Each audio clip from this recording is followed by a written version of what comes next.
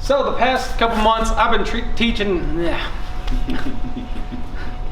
shut up. Teaching Tommy how to weld a little bit more than normal. We've been spending some more time on it, and here's the result. Tommy's putting this desk together. I haven't touched this other than to fix a weld or two and show him how to do something that he's doing wrong. One of the things Tommy's doing that a lot of people are gonna do when they start out is moving too fast. His physical travel speed down the weld's too high. It's really easy to do because you're afraid of slowing down and burning in.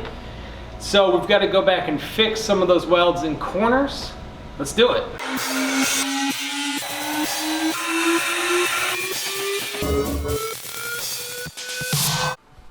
Alrighty y'all, here we go, looking at some of the welds Tommy had done. I left him in the shop while I went to go meet with a customer for him to work on this desk. It's been kind of a side project of his, and this video is not at all about dogging Tommy's work, being upset with what he did. I think he earned every bit of his paycheck here. It's part of teaching, and I am happy to do it. Tommy's actually picking it up really fast. So you can see some of these welds are a little humped up, and that's really something that happens when either you don't have enough heat going into the weld or you're moving too fast. Those are the two times I see it, the most common. My solution to this is basically just to do a cover pass over the weld, but we're going to do it a little bit differently.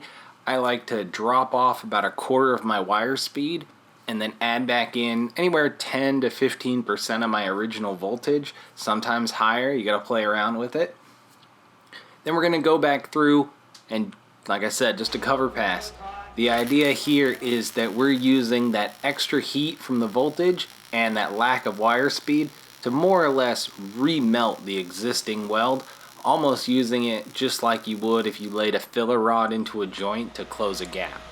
Now, poor camera work aside, I hope that you'll be able to see what's happening here. Here we've got that humped up ridge down the middle, and as I do the weld, I am just zigging back and forth from the vertical to the horizontal there, keeping a pretty heavy puddle going. This isn't going to be a perfect fillet weld, but again, underside of a desk, I'm not worried about structure on this. And it's definitely going to support what it needs to do for the desk. This is super overbuilt anyway. It's 2-inch square tube with a 14 gauge wall. So now Tommy's watched me do it a couple times, and this is Tommy doing it. Other than a little bit of a false start here getting into this corner, he's doing it right. He's got a little bit of a wiggle there from the vertical to the horizontal. He's doing a nice cover pass. It's a little toed in, but not terribly. It's definitely better than what was there before. And that little false start will get cleaned up when he cleans up that vertical inside corner. I'd also point out the weld there on the right, which was also one of Tommy's, that's just about perfect. Now we've got a little bit of a profile shot here, and the only thing you're going to see here that isn't right, in my opinion, is Tommy's got a little bit of a jitter with his step over on the travel speed there in the middle.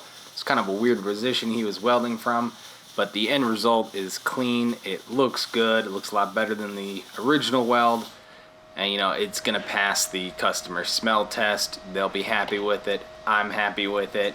And again, this video is not at all about ragging on Tommy's skills. I'm happy with the work Tommy's doing. I just saw this as an opportunity to point out how I fix these sort of things when, even I make this sort of mistake.